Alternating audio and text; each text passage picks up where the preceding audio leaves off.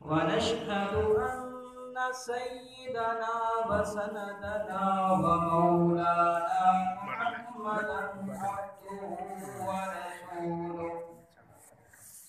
أما بعد فأعوذ بالله من الشيطان الرجيم.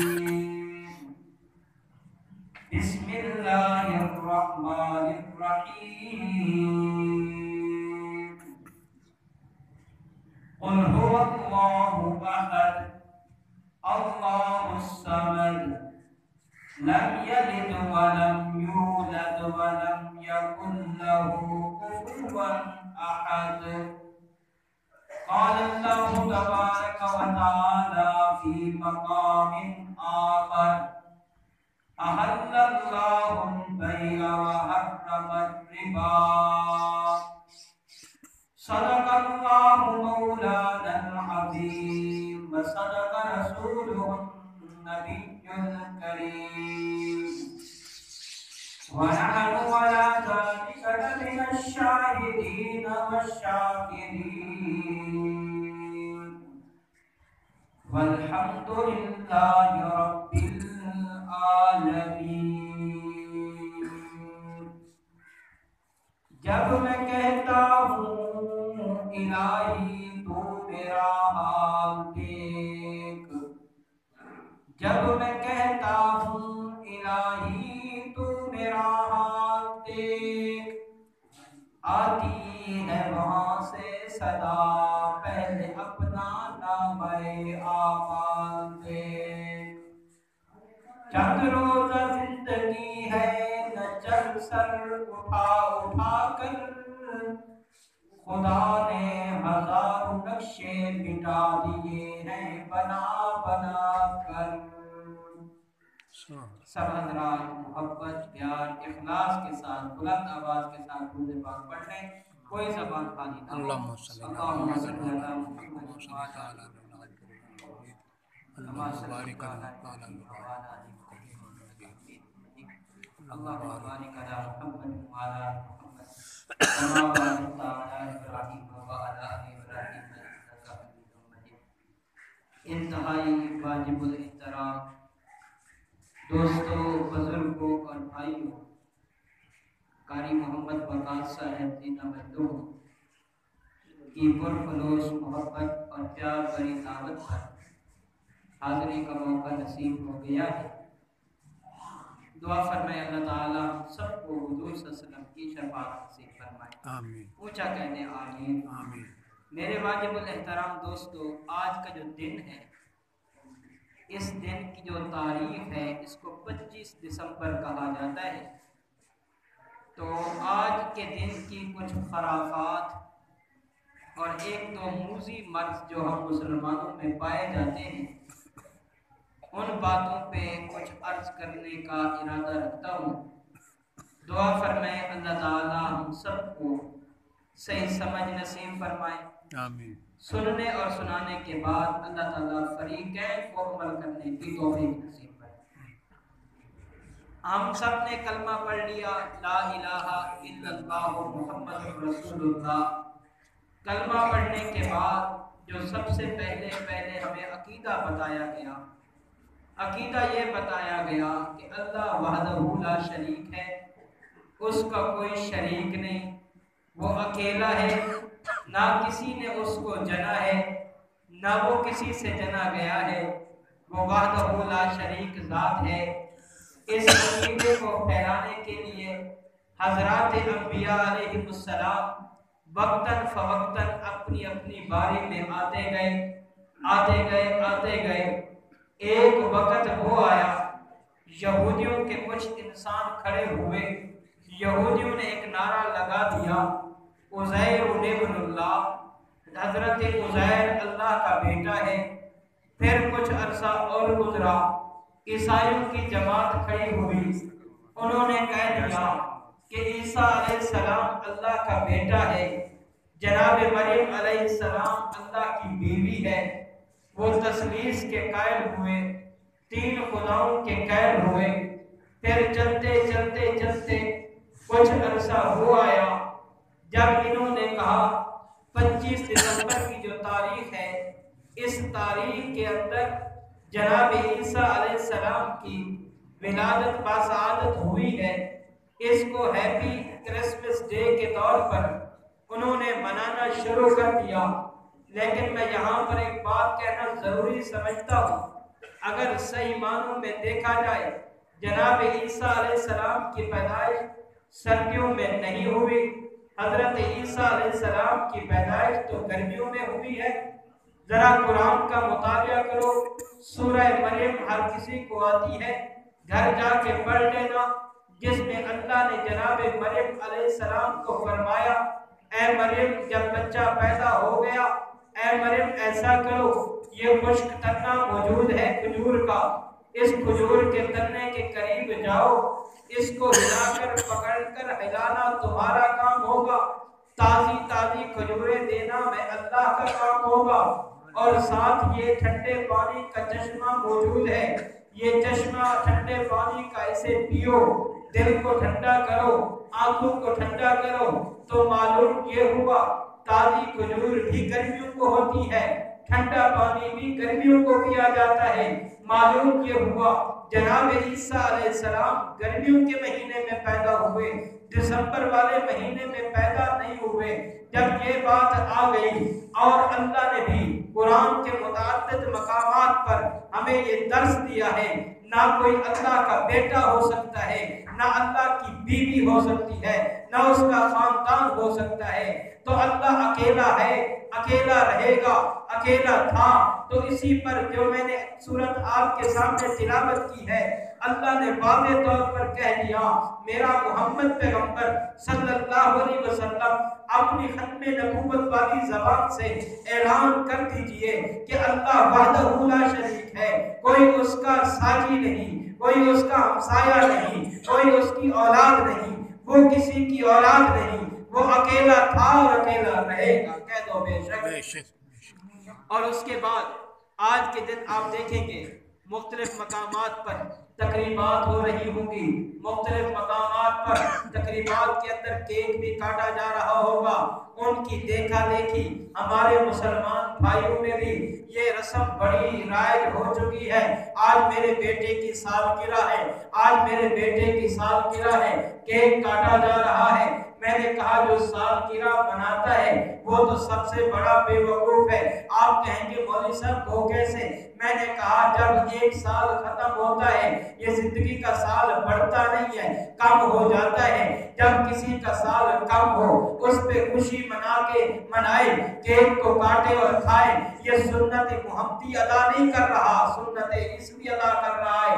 عیسیٰ کے ماننے والوں کی بدعت کو اس نے سنت سمجھ کر اپنی زندگی میں لے آیا ہے۔ کل کو قیامت کا دن آئے گا، پھر محمد عربی بھی کہہ دیں گے فسحقن سحقا، اس کو دور کر دو، اس نے میرے بعد تو ساری شریعت کو بھی بگاڑ دیا تھا۔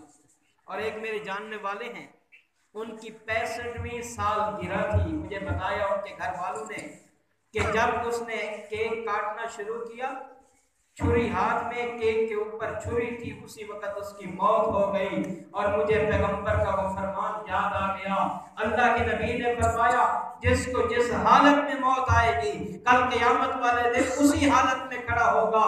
میں کہتا ہوں وہ آدمی جس کے ہاتھ میں چھری تھی، سامنے کیک تھا، زبان پہ اس کے الفاظ تھے happy birth day happy birth day, کل قیامت کو کھڑا ہوگا تو اس کی زبان پر یہی الفاظ جاری ہوں گے، تو کیا محمد عربی اس کو اپنا کہیں گے؟ کبھی نہیں کہیں گے۔ خوش قسمت تو وہ ہوگا جب اس کی موت آئے گی، زبان پہ آخری حرف ہوگا لا الہ الا اللہ محمد رسول اللہ، ادھر اٹھنے کی دیر ہوگی، ادھر محمد کی سفارش کرنے کی دیر نہیں ہوگی۔ جہاں یہ بات سمجھ آ گئی، کیونکہ یہ آج کا دن تھا اس لیے میں نے تمہیداً یہ بات آپ کے سامنے رکھی کہ ایک تو یہ ہے کہ حضرت عیسیٰ علیہ السلام کی پیدائش کے جو قائل ہے 25 دسمبر کے، یہ سفید جھوٹ ہے، کیونکہ ہم تو قرآن پر ایمان رکھنے والے ہیں۔ قرآن کہتا ہے وہ گرمیوں کے مہینے میں پیدا ہوئے، سردیوں میں پیدا نہیں ہوئے۔ آج کے دن ہم مسیح برادری کو یہ پیغام دینا چاہتے ہیں، آ جاؤ محمد عربی کے قدموں میں، اطاعت کر لو محمد عربی کی، انشاءاللہ یہ جہان بھی کامیاب ہوگا، آگے والا بھی کامیاب ہوگا۔ اور دوسری بات، ہمارے معاشرے میں ایک بڑی برائی جو ہے وہ جلب کرتی جا رہی ہے، جلب کرتی جا رہی ہے۔ مجھ سے ایک آدمی نے پوچھا بھی تو میں نے اسی بات کو جو ہے مد نظر رکھتے ہوئے اس کو عنوان بنا لیا۔ وہ کیا ہے کہ آج کل ہمارے لوگ راتوں رات امیر بننے کی فکر میں ہیں، کہتے ہیں کسی طرح ہم امیر بن جائیں، یہ نہیں دیکھتے طریقہ جائز ہے یا ناجائز ہے، حلال ہے یا حرام ہے، یہ نفع کا ہے یا گھاٹے کا ہے۔ مثال کے طور پر میں آپ کو بتاؤں، وہ چیز ہے سود کھانا، سود کھلانا۔ اور میرے دوستو، اس سے وہ لوگ سمجھتے ہیں ہم راتوں رات امیر ہو جائیں گے، لیکن اللہ کا واضح پیغام سن لو۔ اللہ فرما رہا ہے احل اللہ البیع وحرم الربا، میں اللہ نے تمہارے لیے خرید و فروخت جائز قرار دیا ہے، میں نے سود کو حرام کر دیا۔ اب ایک آدمی مجھے کہنے لگا مولوی صاحب یہ سود حرام کیوں ہے، اس کی علت کیا ہے؟ میں نے کہا میں آپ کو مثال سے سمجھاؤں تو بات زیادہ سمجھ میں آئے گی۔ ایک مرتبہ والد کسی کو کہتا ہے بیٹا یہ کام نہ کرنا، بیٹا کہتا ہے کیوں؟ باپ کہتا ہے یہ نقصان یہ نقصان یہ نقصان یہ نقصان ہوگا۔ کبھی باپ کہتا ہے یہ کام نہیں کرنا، بیٹا کہتا ہے کیوں؟ کہتا ہے میں تیرا باپ ہوں، میں جو کہہ رہا ہوں نہیں کرنا۔ جب آپ پوچھتے ہیں اللہ ہم نے شراب کو استعمال نہیں کرنا، اس کی علت اللہ فرماتا ہے ظاہری منافع زیادہ لیکن نقصان زیادہ، اس لیے شراب کو حرام کیا، اللہ سود کو حرام کیا۔ وجہ اللہ کہتا ہے میں نے جو کہہ دیا ہے تمہارے لیے خرید و فروخت کو حلال کیا ہے، سود کو حرام کر دیا۔ علت پوچھنے کی نہیں ہے، ہمارے لیے تو اتنا کافی ہے، ہمارا رب جو کہہ رہا ہے میں نے تمہارے لیے یہ حلال کر دی اور یہ حرام کر دی ہے۔ اب مسلمان تو وہ ہے جو سر تسلیم خم ہو کر کہہ دے رب اے میرے رب مجھے تیرے فیصلے کو قبول کرنا ہے، میں چاہوں تب بھی کرنا ہے، میں نہ چاہوں تب بھی کرنا ہے۔ اللہ کے پاک پیغمبر آخری خطبے میں کھڑے ہیں، خطبہ حجۃ الوداع دے رہے ہیں، وہاں آپ نے ایک سوال پوچھا، آپ نے پوچھا کیا میں نے تمہارے تک رسالت کا حق ادا کر دیا؟ سب نے بیک زباں ہو کے کہا آپ نے کر دیا کر دیا۔ اللہ کے نبی نے آسمان کی طرف دیکھ کر اللہ کو مخاطب کیا اے اللہ تو گواہ بن جا، اے اللہ تو گواہ بن جا۔ یہ سب کہہ رہے ہیں آپ نے سب مسئلے بڑے ہی وضاحت کے ساتھ بیان کیے۔ نماز کا مسئلہ آیا اللہ کے نبی نے بتایا، روزے کا مسئلہ آیا اللہ کے نبی نے بتایا، توحید کا مسئلہ آیا اللہ کے نبی نے بتایا، رسالت کا مسئلہ آیا اللہ کے نبی نے بتلایا۔ اسی طرح جو جو مسئلہ آتا گیا اللہ کے نبی نے چھپا کے نہیں رکھا، واضح کر کے بتا دیا۔ جب یہ سود کی بات آئی اللہ کے نبی نے واضح فرما دیا۔ اللہ کا قرآن یہ کہہ رہا ہے، اس سے 2 آیتیں پیچھے چلیے، اللہ کا قرآن کہہ رہا ہے جو سود کھانے والے ہیں کل قیامت والے دن یہ قبروں سے نہیں نکل سکیں گے، ان کی شکلیں تو ایسی ہوں گی جیسے کسی پر اسیب آ گیا ہو، کسی کو جن چمٹ گیا ہو۔ اب جس کے اوپر جن چمٹ جائے اس کی حالت دیکھا کرو، کبھی اس کی زبان بڑی ہو جاتی ہے، کبھی اس کی آنکھیں باہر نکل آتی ہے، کبھی ہاتھ پاؤں ٹیڑھے ہو جاتے ہیں۔ کاش سود کھانے والے کی قبر سے نکلتے ہوئے یہ حالت ہوگی کہ وہ باہر نہیں نکل سکے گا، پیٹ بڑے ہو جائیں گے، وہ چل نہیں سکے گا۔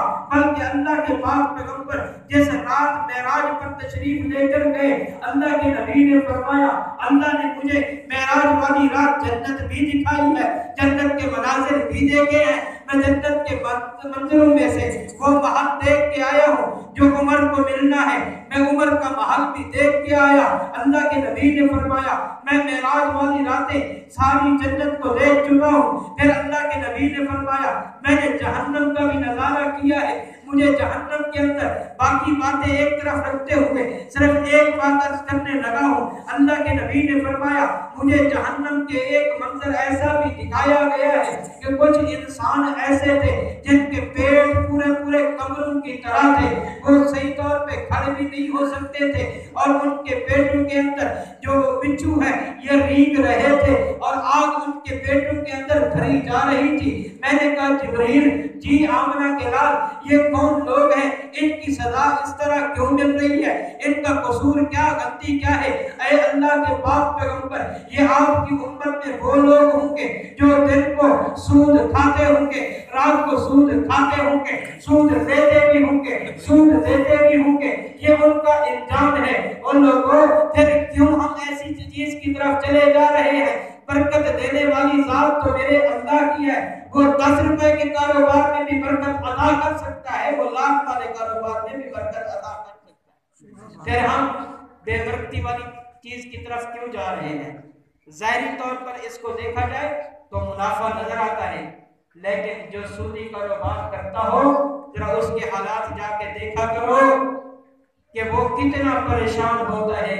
اللہ نے کہہ دیا جس نے سود کھایا، حدیث قدسی ہے، اللہ نے فرمایا جو سود کھاتا اور کھلاتا ہے میں اللہ کا اس کے ساتھ اعلان جنگ ہے، مجھ میں اتنی ہمت ہے میں اللہ سے جنگ کر سکوں، آپ میں اتنی ہمت ہے آپ اللہ کے ساتھ جنگ کر سکیں۔ جتنی بھی برائیاں تھی اللہ نے کبھی نہیں کہا میرے ساتھ اس کا اعلان جنگ ہے، لیکن سود ایسی ناچیز ایسی نحوست والی چیز تھی جس کے بارے میں اللہ نے کہہ دیا کہ اس کا میرے ساتھ اعلان جنگ ہے۔ میں جب دیکھتا ہوں کہ جب دو ملکوں کی جنگیں ہو جائیں، جب دو ملکوں کی جنگ ہو رہی ہو تو سب سے پہلے حملہ اس چیز پر کیا جاتا ہے جس میں وہ طاقت میں زیادہ ہو کہ اس کی طاقت کو ختم کر دیا جائے تاکہ یہ ہمارے ساتھ لڑائی نہ کر سکے۔ میں نے جب اس بات پہ غور کیا، حدیث قدسی کو دیکھا، اللہ نے کہا میرا بندے کے ساتھ اعلان جنگ ہے۔ بندے کے پاس کیا ہے؟ بندے کے پاس تو کچھ نہیں ہے، اس کی اعلیٰ سے اعلیٰ چیز کیا ہے؟ میں نے غور کرتے کرتے جب غور کیا مجھے پتا چلا بندے کے پاس جو سب سے قیمتی چیز ہے وہ بندے کا ایمان ہے۔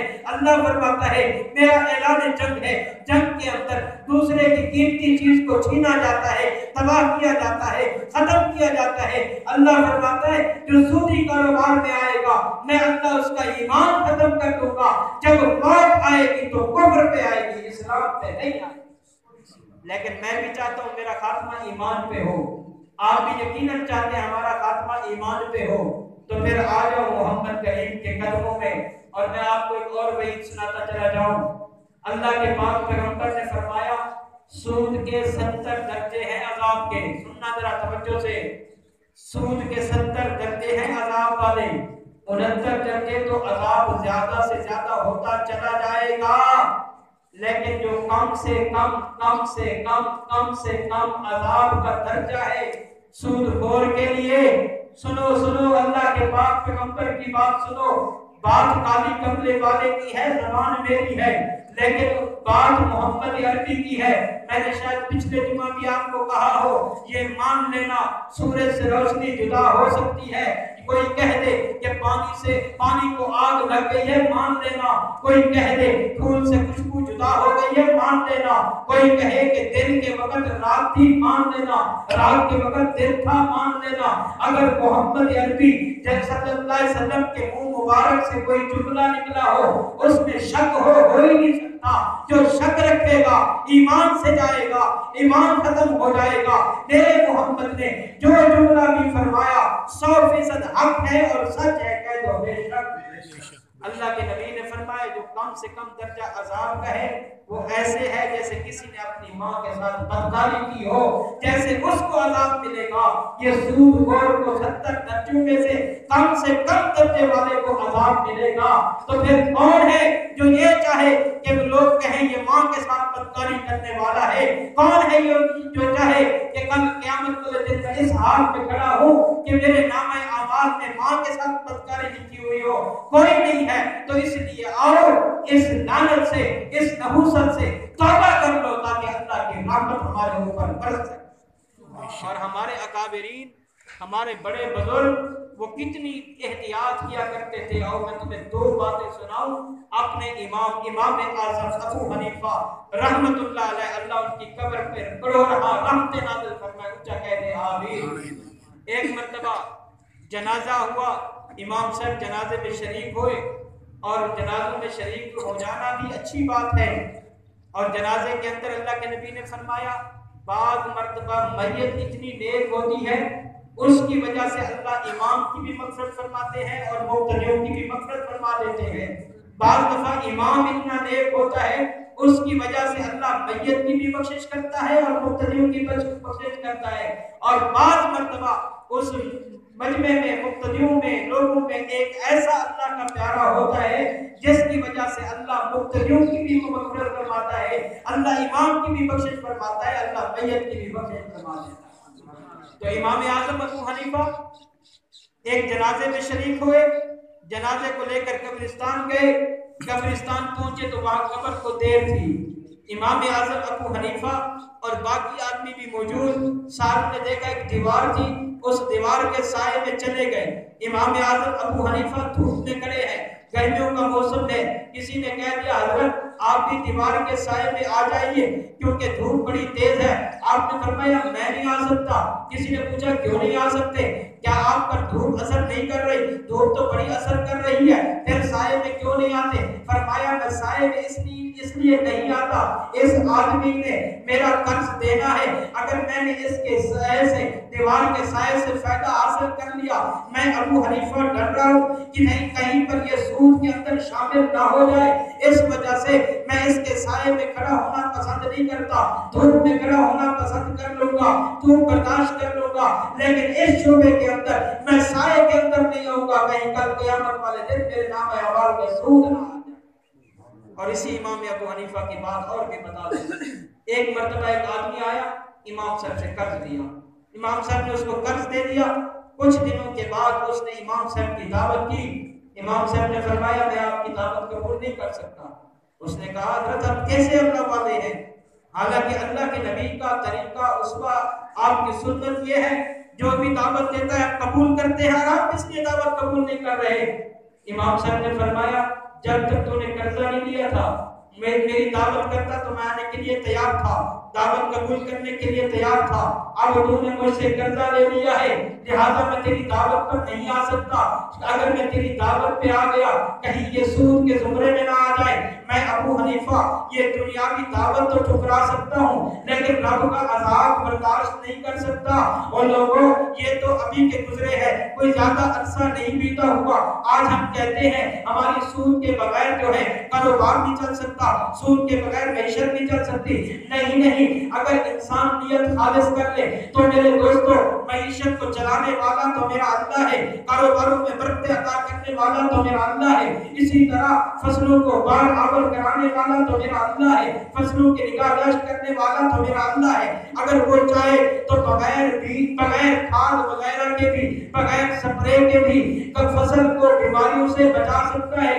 وہ نہ چاہے تم ₹1,00,000 کی سپرے کیوں نہ ڈالو, تم 2,00,000 کی سپرے کیوں نہ ڈالو, پھر بھی وہ بیماری سے بچ نہیں سکتی. حالات ہمارے سامنے ہیں. پہلے کپاس کی فصل ہوا کرتی تھی, اکتوبر کے آخر تک, جنوری کے قریب تک ہمارے کاشتکار بھائی کپاس کو چنا کرتے تھے. اب ابھی اکتوبر لگتا نہیں ہے, کپاس پہلے ختم ہو گئی. کسی نے 1 دفعہ, کسی نے 2 دفعہ, تو کوئی بغیر فصل چنوائے ہی اس پر ہل چلا دیتے ہیں. پوچھو کہ کیا ہوا, کہتے مولوی صاحب پریشانی ہے.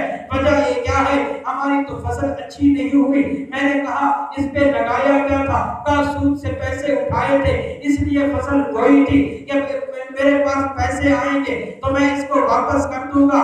میں نے کہا تو نے سنا نہیں تھا, آپ کے ممبروں سے ہر روز یہ صدا بلند ہوتی تھی. اللہ کے نبی نے فرمایا, مجھے اللہ نے فرمایا ہے جو سود کھائے گا میں اللہ کے ساتھ, اس کا اعلان جنگ ہو چکا ہے. اب تمہاری مرضی, اللہ کے ساتھ جنگ کرو, تمہاری مرضی باز آ جاؤ, لیکن باز نہیں آئے تو اللہ نے کہا مجھے چیلنج کرنے والوں آ جاؤ میں تمہیں دکھاؤں میں رب کیا ہوں. اللہ فرماتا ہے ان اللہ علی کل شیء قدیر, اگر کوئی ذات ہے وہ میں اللہ کی ذات ہے.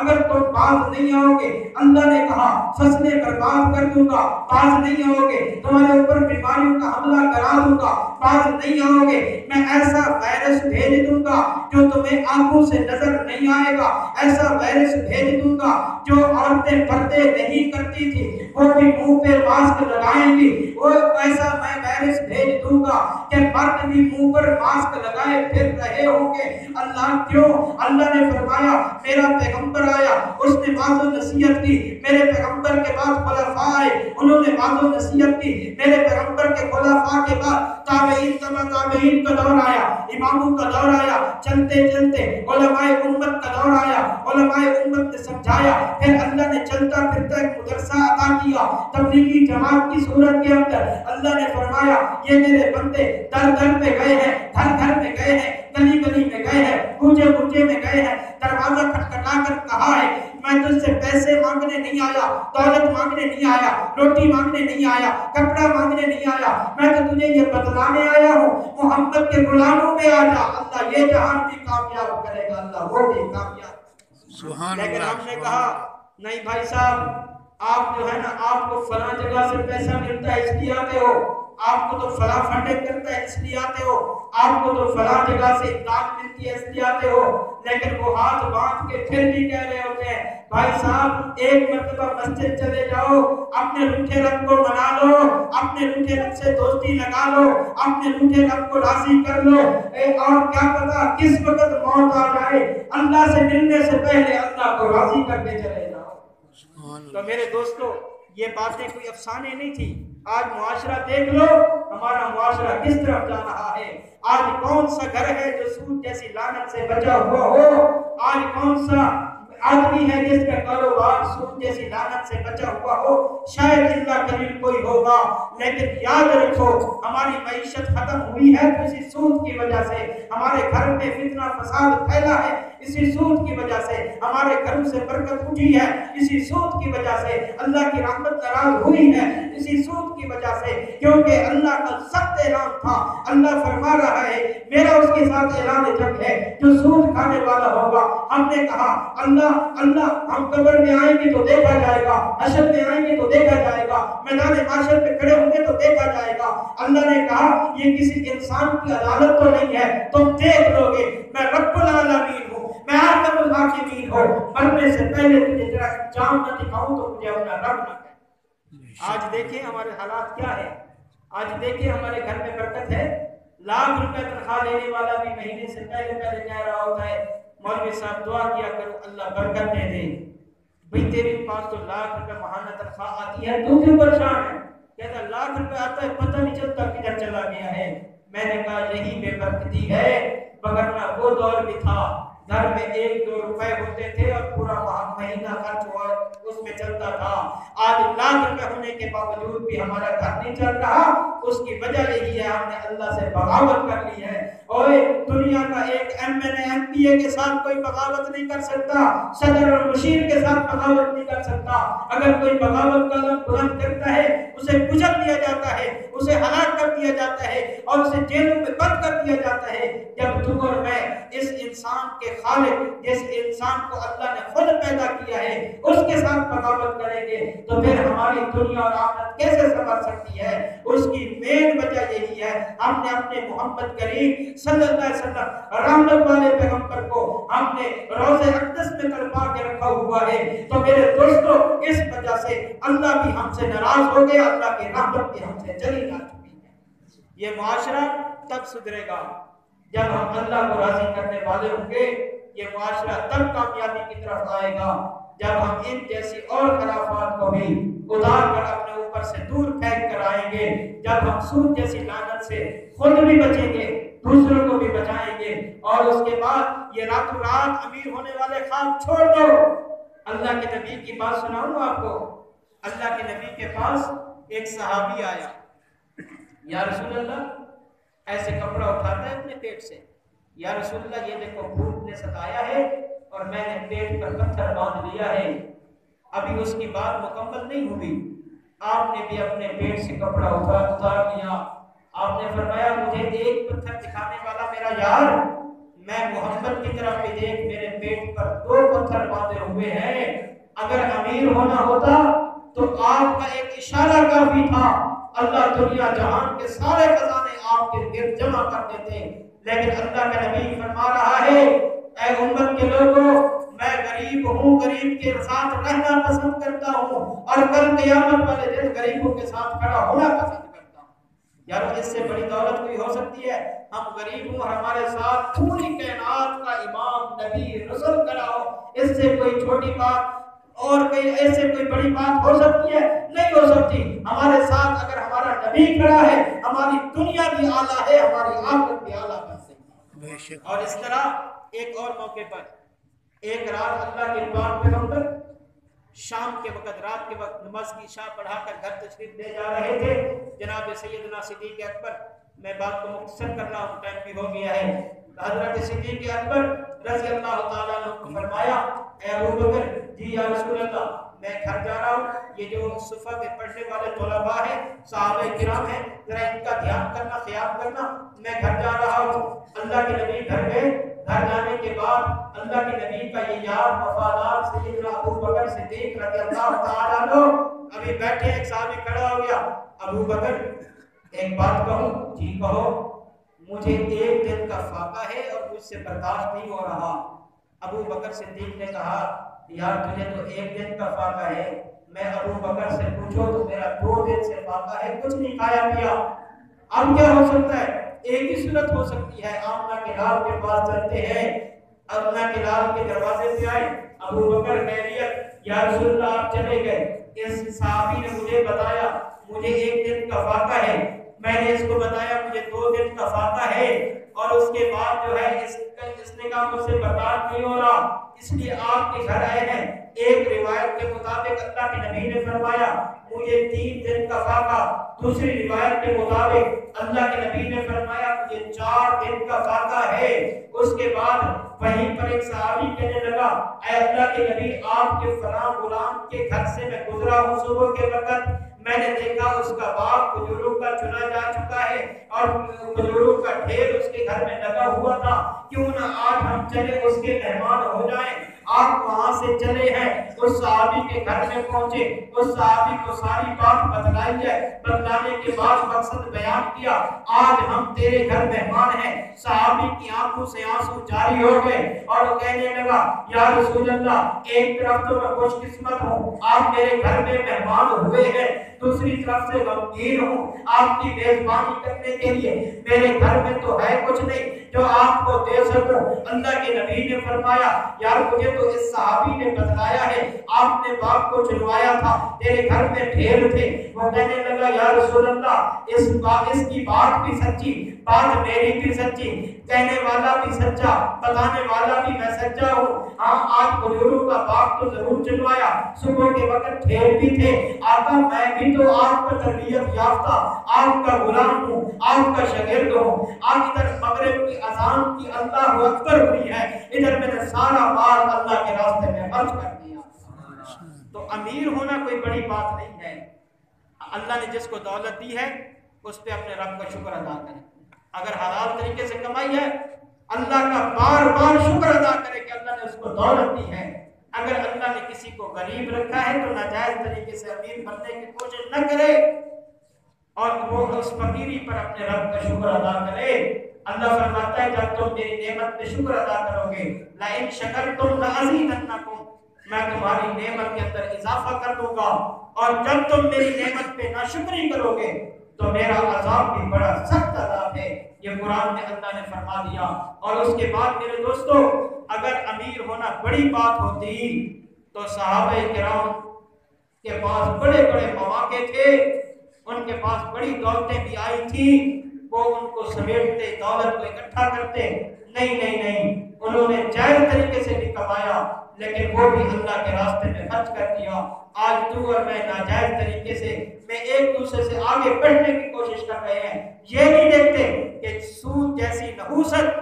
علماء نے لکھا ہے، ایک بات آپ کو اور بتا دوں، علماء نے لکھا ہے کہ کسی کے گھر میں چونٹیاں زیادہ ہو جائے نا، کسی سود خور کے گھر سے چینی یا آٹا لے کر آؤ اور اس جگہ پہ پھینک دو، اس گھر کو چونٹیاں چھوڑ کر چلی جائیں گی. وہ یارو جس گھر سے چونٹیاں بھاگ جائے وہاں اللہ کی رحمت آ سکتی ہے؟ نہیں آ سکتی. اس لیے اس نحوست سے توبہ کر لو. اللہ کے نبی نے فرمایا اگر کوئی ایک درہم بھی سود کا کھائے گا اس کا گناہ ایسے ہے جیسے اس نے 36 مرتبہ اپنی ماں کے ساتھ بدکاری کی ہو. میرے دوستوں کتنی بڑی وعید ہے. ہمارے کانوں پہ تو جوں تک نہیں ریگتی. ہمیں تو یہ یاد ہے کہ فلاں سے پیسے بٹورنے کیسے ہیں، ہمیں یہ تو یاد ہے فلاں سے لینے کیسے ہیں، ہمیں تو یہ یاد ہے ہم نے سود کی کمائی کو جمع کیسے کرنا ہے. ہم یہ بھول گئے ہیں کہ ایک وقت اسرائیل کا ہاتھ ہماری اس گردن تک بھی آنا ہے. ایک دفعہ ہم نے بھی موت کی نیند کو سونا ہے. ایک مرتبہ ہم نے قبر کی پڑتال پہ بھی جانا ہے. ایک مرتبہ ہم نے اللہ کے حضور حاضر بھی ہونا ہے. جس دن ہمیں یہ سمجھ آ گئی، رب کعبہ کی قسم اٹھا کر کہتا ہوں، اس دن دیکھ لینا रब की रहमतें और बरकतें तेरे मेरे घर के अंदर डेरा डाल के बैठी होंगी। अगर हमने इस बात को न समझा तो किसी शायर ने क्या खूब कहा था, न समझोगे तो मिट जाओगे ऐ हिंदुस्तान वालों, न समझोगे तो मिट जाओगे ऐ हिंदुस्तान वालों, तुम्हारी ताकत न होगी दास्तानों में। अगर हम न समझे, अपने नबी के कदमों में ना आए, नबी की ताबेदारी में ना आए, नबी के फरामीन को हमने अपने दिलों में जगह न दी, तो फिर दुनिया में आए भी बहुत हैं, गए भी बहुत हैं, लेकिन गए वो भी हैं जिन्होंने अल्लाह और अल्लाह के रसूल की ताबेदारी की थी, तो कब्र में बाद में पहुंचे हैं। कब्र की खुशबुएं पहले उनकी जन्नत की जमानत दे गई। बहुत सारे उलमा ऐसे गुजरे हैं, बहुत से उलमा ऐसे गुजरे हैं जिनकी कब्रों से अल्लाह ने जन्नत की खुशबू को जारी फरमाया। पाकिस्तान में सबसे पहले अल्लाह ने मौलाना अहमद अली लाहौरी रहमतुल्लाह अलैह की कब्र से खुशबू को जारी फरमाया। फिर ये सिलसिला चल पड़ा, हमारे और आपके दीनी पेशवा, मजहबी पेशवा हाजी अब्दुल वहाब रहमतुल्लाह अलैह की कब्र हो, हमारे और आपके कायद अल्लामा शेर हैदरी की कब्र हो, या किसी और अल्लाह वाले की। अभी ये कुछ दिन पहले सहाबा की अजमत पे जान निछावर करने वाला हजरत मौलाना डॉक्टर मोहम्मद आदिल खान साहब की कब्र हो, ये बतला रही है अगर हमने नबी और सहाबा के साथ वफा की है, अल्लाह ने हमारी कब्र को भी जन्नत बना दिया है। अगर हम अल्लाह और अल्लाह के नबी की ताबेदारी में नहीं आएंगे, फिर याद रखो एक एक मम्मी, एक ढांचा, एक मैयत ऐसी भी पड़ी हुई है जिसको कफन तक नसीब नहीं है, जिसको फिरौन का ढांचा कहा जाता है, जिसको फिरौन की लाश कहा जाता है, जिसको फिरौन की मम्मी कहा जाता है, वो अल्लाह ने रख दी है ताकि इसको देखकर इबरत हासिल कर लो। ऐसा बड़ा खन्नास किस्म का इंसान था जिसने तो यहाँ तक कह दिया अना रब्बुकुमुल आला। आज सूद खाने वाला भी वही ऐलान कर रहा है, क्योंकि अल्लाह ने हदीस कुदसी में बयान कर दिया मेरा उसके साथ ऐलान जंग है, तो ये भी कह रहा है मैं अल्लाह के साथ ऐलान जंग कर रहा हूँ। गोया कि ये कह रहा है अना रब्बुकुमुल आला। अल्लाह ने फरमाया उसको जमीन ने जगह न दी, उसको पानी ने जगह न दी, उसको समंदर ने जगह न दी, वो रहती दुनिया तक नमूना इबरत बना के मैंने रख दिया है। अगर तुम मेरे मुकाबले में आओगे तो मैं रब तुम्हारे साथ भी यही अंजाम करूंगा। लेकिन मुसलमान वो है, मुसलमान का माना वो है जहां अल्लाह का हुक्म आए वहां सरे तस्लीम हम करदम हो, जहां अल्लाह कहे करो करने के लिए तैयार हो, जहां अल्लाह कहे रुक जाओ रुकने के लिए तैयार हो। बल्कि एक कुरान की आयत है, अल्लाह ने फरमाया कि मेरा पैगंबर जो कुछ दे वो ले लो, जिस चीज से रोक दे उससे रुक जाओ, आगे मत बढ़ो, लेने की कोशिश न करो। तो इसीलिए अल्लाह के नबी ने हमें रिज़्क़ हलाल की तरगीब दी है। फरमाया रिज़्क़ हलाल करोगे रब की बरकतें आएंगी, रब की रहमतें आएंगी। अगर हराम खाओगे हालत ये होगी जहन्नम में ये देखा, जहन्नम के नजारे में ये देखा, ये देखा, ये देखा, जो मैंने पीछे बयान कर दिया।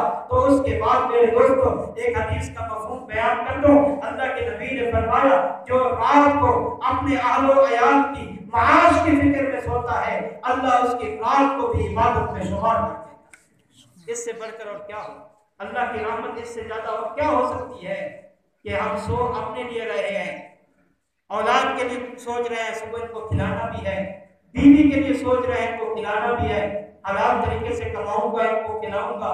अल्लाह फरमाते हैं मेरे फरिश्तों जी रब्बुल आलमीन अब ऐसा करो, ये इशा पढ़ के सोया है, फजर से पहले बेदार होगा, नमाज पढ़ेगा, ये जो दरमियान में हिस्सा गुजरा है इसका नेकी वाले पढ़ने में रखते चले जाओ, सवाब लिखते चले जाओ, लिखते चले जाओ। तो मैं कहता हूँ जब क़यामत का दिन होगा, बंदे के सामने नामा अमाल होगा, तो वो रातें जब देखेगा इन रातों में मैंने तो इबादत नहीं की थी, ये सवाब कहाँ से आ गया? अल्लाह फरमाएगा मेरा बंदा तूने हलाल कमाने की फिक्र की थी, मैं अल्लाह ने तेरी रात को भी इबादत में शुमार कर दिया। इसलिए हमारी और आपकी कामयाबी सिर्फ इसी बात के अंदर है कि हम अल्लाह और अल्लाह के रसूल की मान